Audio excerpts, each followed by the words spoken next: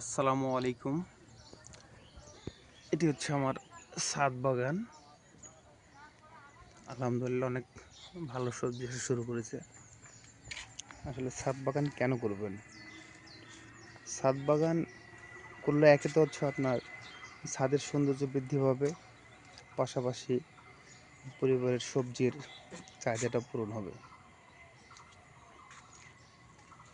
ছাদে সবজি লাগালে আপনার ছাগলের হাত থেকে সবজিগুলো রক্ষা পাবে।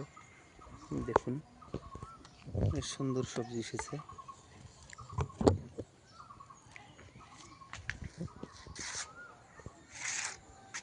একটু যত্ন করে লাগালেই পরিবারের সবজি চাহিদাগুলো পূরণ হবে ইনশাআল্লাহ।